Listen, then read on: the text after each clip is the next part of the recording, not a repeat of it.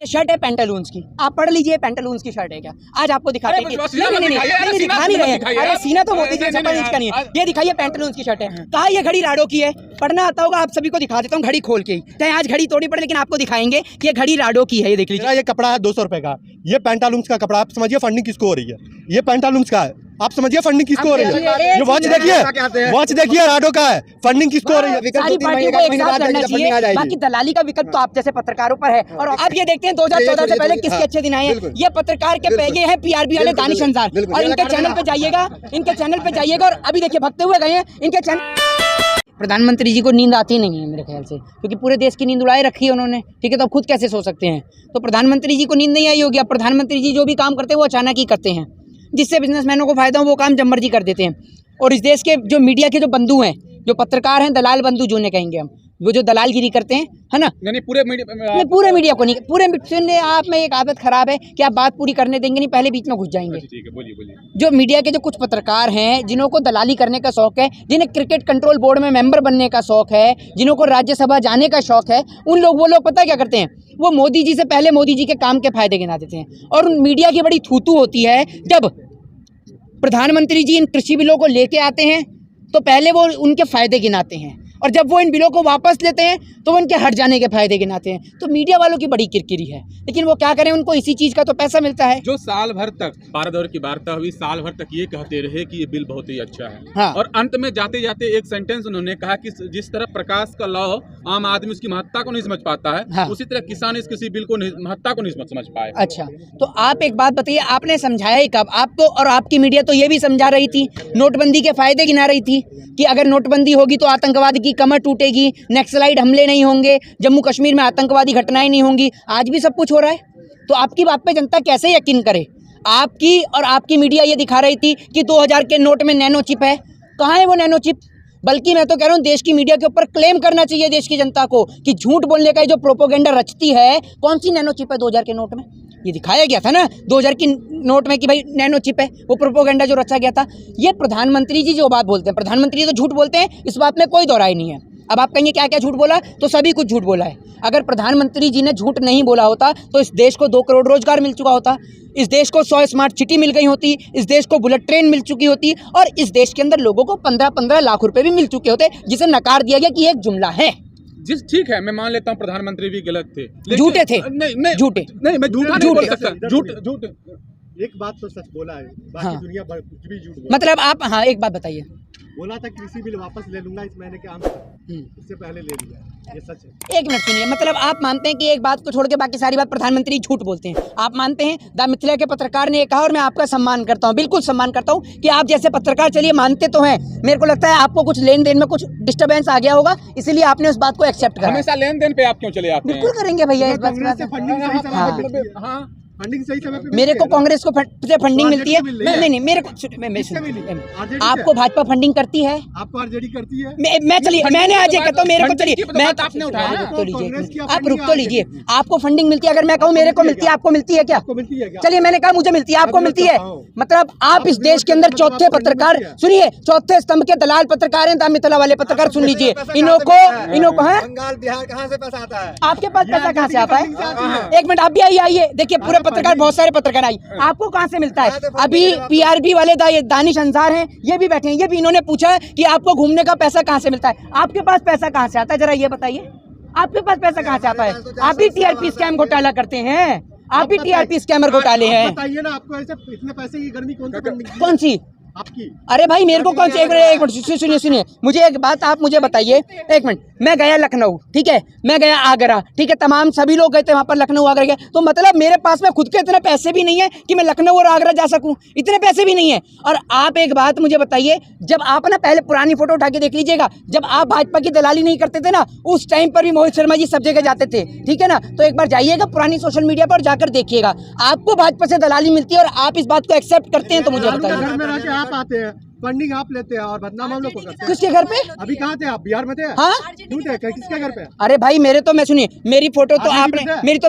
तमाम फोटो तमाम विपक्ष के नेताओं के साथ में, इसका मतलब ये थोड़ी है कि मैंने पार्टी ज्वाइन करी है। अब आपकी सुनिए, अब आप मतलब जितने भी लोगों का इंटरव्यू लेते हैं सबसे दलाली खाते हैं। सारे विपक्षी आपके सपोर्टर हैं और बीजेपी आपके विरोधी हैं। हाँ बीजेपी तो मेरी कट्टर विरोधी है, अच्छा। बीजेपी एकदम मेरी कट्टर विरोधी है, मैं तो कहता हूँ बीजेपी एकदम मेरी कट्टर विरोधी है। उसने फंडिंग नहीं आप किया एक तो बात उसका सुनिए, विरोध कर दिया। आपके चेहरे में इतना डिस्टर्बेंस क्या है? नहीं नहीं है, डिस्टर्बेंस तो आप सभी लोग पीछे से क्यों वार्ता करते हैं? आप सामने आइए ना, जनता भी तो आप जैसे दलाल लोगों का चेहरा देखना चाहती है। अच्छा, आइए, मोस्ट वेलकम।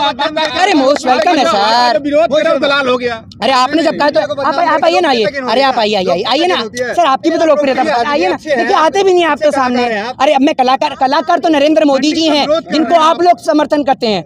फंडिंग पे विरोध कर रहे हैं, करते रहिए। फंडिंग पे ग्रोथ। हाँ। अब एक बात सुनिए, अगर आप फंडिंग के ग्रोथ की बात करेंगे तो मैं आपको एक बात बताऊं, देखिए ऐसा है कि इस देश में एक ऑफिशियली चीज है, वो है मानहानि का मुकदमा। अगर आपने फंडिंग की बात करी तो भैया मैं सबसे पहले ये करूंगा कि आप एक मिनट रुक जाइए पहले सुन लीजिए। मैं मानहानि का मुकदमा आपके ऊपर ठोकूं कि आपने कहा कि मैंने कोई पॉलिटिकल पार्टी ज्वाइन करी है। पहली बात ये कि मैंने कोई भी पॉलिटिकल पार्टी ज्वाइन नहीं करी है, चाहे वो कांग्रेस हो, आरजेडी हो, चाहे फिर वो सपा हो, चाहे वो बसपा हो या कोई सी भी पार्टी हो, मैंने कोई पॉलिटिकल पार्टी ज्वाइन नहीं करी है। अब आप कहते हैं कि मैं आपके ऊपर लगाता हूं तो आप भी ठोकिए। लेकिन मोहित शर्मा 2014 के बाद जो देखा जा रहा है, कहीं ना कहीं आपके ही अच्छे दिन आए हैं। अच्छा, आप मेरे से ज्यादा अच्छे दिन तो आपके और पत्रकारों के आए हैं। नहीं, मेरे को कैसे अच्छे दिन आए? क्यों? मतलब 2014 से पहले मैं कपड़े नहीं पहनता था। नहीं, 2014 से पहले मैं कपड़े नहीं पहनता था। अच्छे दिन आए आप मानते हैं? अरे एक मिनट, इधर आ जाइए। अरे आज मैं दिखाई दूँ, ये देखिए, आप ये देखते हैं 2014 से पहले किसके अच्छे दिन आए हैं। ये पत्रकार के ये है पीआरबी वाले दानिश अंसार, और इनके चैनल पे जाइएगा, और अभी देखिए भगते हुए गए हैं, इनके चैनल पे जाकर देखिएगा इन्होंने कितनी बार जैकेट पहनी है। अच्छे दिन तो आप जैसे दलाल पत्रकारों के आए हैं। ये देखिए 150 रुपए का जैकेट, ये देखिए अब बता दें 150 रुपए का जैकेट। अरे भैया इतना आप घोटाला करते हैं, माना आपको सत्ता से पैसा मिलता है, एक्सेप्ट करिए। आपने देश की सारा बेड़ा गर्क कर दिया और आप सामने आने से डरते हैं, आपको शर्म नहीं आती? सामने आने से नहीं डर रहा हूं मैं, तो आइए सामने। मैं एक फेस हूं अपने चैनल का। आप कौन सा फेस हैं? आप कौन सा फेस हैं? आप फेस हैं, आपके नरेंद्र मोदी जी फेस हैं। आपके कारण नरेंद्र मोदी जी सत्ता में आए हैं, ध्यान रखिए। अगर देश का बेड़ा गर्क करा है तो देश के पत्रकारों ने। और देखिए तो मैं आऊंगा, आप ही के कारण आएंगे। आप ही का मतलब जो दलाल पत्रकार, सभी को नहीं कह रहा, कुछ जो पत्रकार है ईमानदार है उनका सम्मान भी है। किसी के अच्छे दिन आते हैं तो इसमें खुश होना चाहिए। अगर हमने कह दिया आपके अच्छे दिन आए, अच्छा, इतना क्यों मत? तो मेरे अच्छे दिन से, मेरे अच्छे दिन कोई आज ही थोड़ी आए हैं। मेरे तो फादर का बिजनेस था, जो बल्कि मोदी जी के अच्छे दिन के कारण वो बिजनेस में भी कमी आ गई, कटौती आ गई। मेरे तो अच्छे दिन कहाँ से आए हैं भाई? मैं सुनिए, मैं लॉ की स्टडी करता हूँ, ठीक है, कोर्ट भी जाता हूँ। अब कोर्ट से तो पैसा मिलता है, आपको पता है, इंटर्नशिप करते भी हैं और केसेस वगैरह आते हैं, उसमें भी पैसा मिलता है। इसके अलावा मेरे अदर वर्क भी हैं। अब आपको सारी बातें तो बताऊंगा नहीं। आप तो हमेशा चैनलों पे रहते हैं। अच्छा, कभी अयोध्या रहते हैं, कभी बनारस रहते हैं, कभी बंगाल। एक बात शायद आपको पता नहीं है, क्योंकि मोदी जी की चाटुकारिता में या दलालगिरी में आप इतने लीन हो जाते हैं, आप ये भी भूल जाते हैं कि पिछले 2 साल से इस देश के अंदर स्कूल कॉलेजेस नहीं खुल रहे हैं, एग्जाम्स भी नहीं हुआ है, प्रमोशन कर दिया गया है। भूल गए हैं, भूल गए हैं। फेल कर जाएंगे, ऐसे कैसे फेल कर जाएंगे? भारत देश में कौन सा स्थान है पत्रकारिता का, जरा बताइए। आप बताइए, पीआरबी वाले दानिश अंसार बताएंगे जरा, बताइए क्या स्थान है? अरे आपको नहीं पता क्या? अरे एक मिनट, आपको नहीं पता क्या? आपको नहीं पता था? मतलब आपको अपने काम का पता नहीं, आप फेल हो जाएंगे। आपको मेरी बड़ी चिंता है कि मैं फेल होऊंगा या मैं पास होऊंगा। मैं चिंता मत करिए, ये डिग्री का अलॉटमेंट, सुनिए, ये डिग्री का अलॉटमेंट ना सिर्फ प्रधानमंत्री जी के लिए, फर्जी डिग्री का, वरना प्रधानमंत्री जी अपनी डिग्री का नहीं दिखाते। और अगर फर्जी डिग्री से सब लोग अलॉट हो जाए, पानी की जरूरत मुझे नहीं, आपको हो तो चाहिए। नहीं, मेरे को जरूरत नहीं है, आपको जरूरत हो तो पिला देते हैं पानी, कोई दिक्कत नहीं है। यहाँ किसान आंदोलन में खड़े हैं, आपको पानी भी मिलेगा, खाना भी मिलेगा, और मुफ्त का खाने की तो आपकी आदत ही है, खा ही रहे हैं आप। चाहे किसान का खाएं, चाहे सरकार का खाएं, दोनों का ही मुफ्त का खा रहे हैं आप। लेकिन जिस जनता के पैसे को आप खाते हैं, आपका फर्ज है कि उस जनता के पैसे को भी अदा करें। तो भाई आपका काम है सत्य को दिखाने का। किसान आंदोलन को दिखा रहे, आप कैसे कह देंगे? चलिए, आरोप लगा एक मिनट, सस्ती लोकप्रियता के लिए मोशन ऐसा ना करें। मोदी जी ने आज मन की बात में क्या कहा, जरा ये बताइए। आप तो सुनते ही नहीं मन की बात। नहीं, आपसे पूछ रहा हूं। अरे मैं तो आपसे कह रहा हूँ, आपसे पूछ रहा हूँ। फिर भैया कान में आपके बाबा रामदेव की कान में डालने की दवा डलवाऊं आपके कान में? मैंने आपसे पूछा कि उन्होंने क्या कहा है। मैंने नहीं सुना, मैं तो अभी यहाँ फील्ड में हूँ। आप नहीं सुना? ठीक है, तो मोदी जी ने कल क्या कहा था, जरा ये बताइए, क्या कहा था मोदी जी ने? क्या कहा था बताइए, आपसे पूछ रहा हूँ मैं भाई। आप तो एयरपोर्ट का सब कुछ अच्छा चल रहा है, ठीक है, तो और आप ये बताइए कि किसान, जो संयुक्त किसान मोर्चा है, उसने क्या कहा था? बताइए। ये आप इम्तिहान लीजिएगा, मेरा अरे इम्तिहान नहीं, देख लीजिए, ये देख लीजिए नरेंद्र मोदी जी कल क्या कहते हैं, जेवर एयरपोर्ट का शिलान्यास कहता है, यानी ये इनको याद है, लेकिन संयुक्त किसान मोर्चा क्या कहता है वो आपको याद नहीं है। देश में आज क्या हुआ है, कुछ नहीं करेंगे। अरे आज देश में क्या हुआ है, संयुक्त किसान आज देश में क्या हुआ, आज उत्तर प्रदेश के अंदर क्या हुआ, आपको मिल गया, फिर आज उत्तर प्रदेश में क्या हुआ। तो भैया इम्तिहान, अरे इम्तिहान तो हो ही नहीं रहे हैं, इम्तिहान के तो सुनिए, इम्तिहान के तो पेपर लीक हो रहे हैं, इम्तिहान के तो पेपर लीक हो रहे हैं। सरकार पेपर नहीं संभाल पा रही तो देश क्या खाक संभालेगी। इम्तिहान के तो पेपर लीक हो रहे हैं। होता था किसमें, पिछली सरकार में पेपर लीक नहीं होता था। मतलब पिछली सरकार चोर थी तो अगर आपको बिठाया गया तो आप भी चोरी करेंगे। मतलब आप मानते हैं किसानों के पास ऑप्शन क्या बताइए। मैंने किसको समर्थन करा, आप समर्थन करते ही हैं। आप बंगाल गए थे ममता बनर्जी को समर्थन करने के लिए, किसान अपराध है समर्थन करना। मतलब मोदी जी को अगर मैं समर्थन करता हूँ तो ठीक है, अभी तो बाकी किसी को करूँ नहीं। अगर हम भाजपा को समर्थन करें तो मैं ठीक हूँ, वरना मैं गलत हूँ, ये कह रहे हैं आप समर्थन करते हैं। अरे भैया मेरे देश बंगाल में समर्थन किया, किसान नेता ने समर्थन किया। हाँ बिल्कुल। यूपी में किसको समर्थन कर रहे हैं? किसको? कांग्रेस को, समाजवादी पार्टी किसको कर रहे हैं? ये आपको पता है कि देश के अंदर किसी से ये भी जानना कि आप किसको समर्थन करेंगे या वोट देंगे एक कानूनन अपराध है, और इसके तहत आपको सजा भी हो सकती है।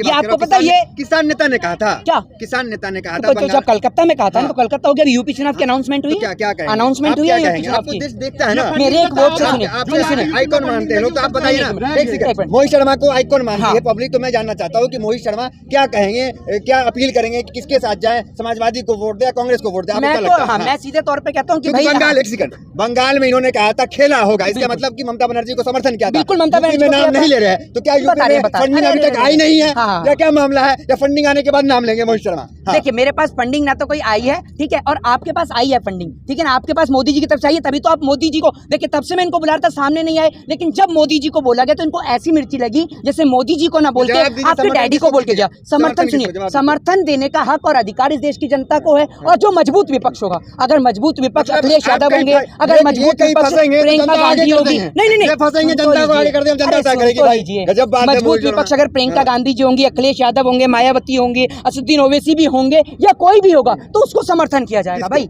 अगर बंगाल में तृणमूल कांग्रेस ममता बनर्जी ओवैसी को समर्थन आपने बोला, मतलब इतने सारे लोगों में आपको ओवैसी सुनाई दिया, मायावती नहीं सुनाई दी, आपको अखिलेश यादव नहीं सुनाई दी, आपको प्रियंका गांधी नहीं सुनाई दी। मैं तो कहूँगा, अरे मैं तो यूँ कहूँगा आपसे, नहीं, मैं तो कहूँगा सारे विकल्प दीजिए ना, आपने बंगाल में विकल्प दिया था। मैं विकल्प दे रहा हूँ ना, मैं विकल्प पे कहूँगा कि सारी पार्टियों को एक साथ लड़ना चाहिए, सारी पार्टियों को एक साथ लड़ना चाहिए। बाकी दलाली का विकल्प तो आप जैसे पत्रकारों पर है, और ऑफिशियली तौर पर है आप जैसे पत्रकारों। मतलब सवाल का जवाब नहीं रहा, आपको राज्यसभा बनना है, आपको राज्यसभा बनना है, पत्रकारों को नहीं बनना, पत्रकारों को नहीं बनना, तो आप रजत शर्मा क्या है ये बताइए, सुभाष चंद्रा क्या है ये बताइए। अच्छा, तो वो पत्रकार नहीं है, किसको? पत्रकारों को ज्यादा बनना है। पत्रकार जो दलाली करते हैं ना, उनको राज्यसभा बनना है या क्रिकेट कंट्रोल बोर्ड में मेंबर बनना है। और अगर क्या, अरे भैया बेबाकी से नहीं, आप सवाल को जवाब को तो सुनते जाइए। देखिए पत्रकारों को शौक है दलाली करने का, दलाली करते रहिए, कोई दिक्कत वाली बात नहीं, लेकिन मेरे कहने का अर्थ ये है कि जिनके कारण ये स्तंभ जिंदा है उनको मतलब आप बदनाम।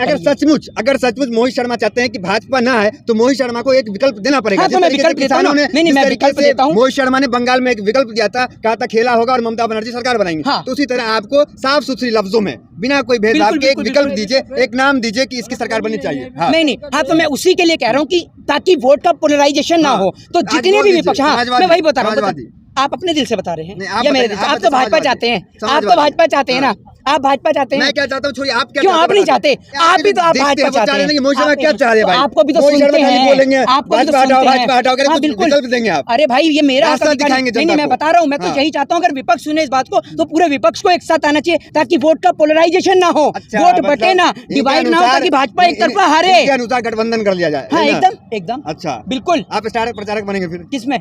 देखिए मैं स्टार प्रचारक बन सकता हूँ विपक्ष की तरफ से, लेकिन मैं बनूं या ना बनूं मेरा नहीं पता, लेकिन आप भाजपा के स्टार प्रचारक बहुत अच्छे बन सकते हैं, क्योंकि आपको दलालगिरी का तरफ से रहता है, तो मैं इनको कहता विकल्प बताने के लिए पद्मश्री अवार्ड और एक दलालगिरी अवार्ड। सर दलालगिरी अवार्ड अगर मैं भाजपा की तरफ से रहता, राज्यसभा ले रहे हैं, कहता नहीं कि आप साफ कीजिए, विकल्प दीजिए, राज्यसभा ले रहे हैं या विकल्प दीजिए ताकि वोट जो है बंटवारा ना हो। अगर मैं भाजपा की तरफ रहता बोर्ड में मेंबर, राज्यसभा या क्रिकेट कंट्रोल बोर्ड में मेंबर। जो देखने वाले लोग हैं वो आप खुद तय कीजिए, जो पीआरबी के रिपोर्टर थे वो और मोहित भाई। मैं आपको एक ऑप्शन देता हूँ, आपको मैं एग्जांपल देता हूँ। मेरा ये कपड़ा है 200 रुपए का, ये पेंटालूम्स का कपड़ा, आप समझिए फंडिंग किसको हो रही है, ये पेंटालूम्स का है, आप समझिए फंडिंग किसको हो रही है। ये वॉच देखिए राडो का है, फंडिंग किसको हो रही है। द मिथिला के हाथ में वॉच देखिए, है क्या? नहीं है ना?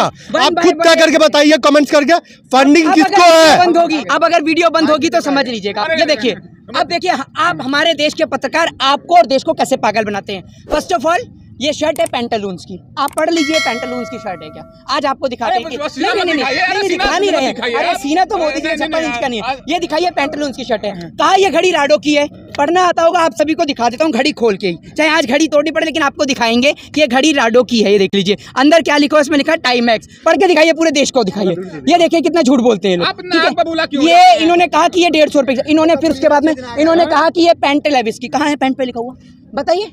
झूठ बोलने का काम आप जनता के सामने रखिए, इतना मत झूठ बोलिए। झूठ क्यों बोलते हैं? और अगर आप ये जो झूठ बोला है, अगर मैं चाहूँ तो आपके ऊपर अभी इस बात को लेकर मुकदमा दर्ज कर सकता हूं, क्योंकि ना तो ये पेंटालून्स का कपड़ा है, ना ये राडो की वॉच है, और ना ये लेविस की वॉच है।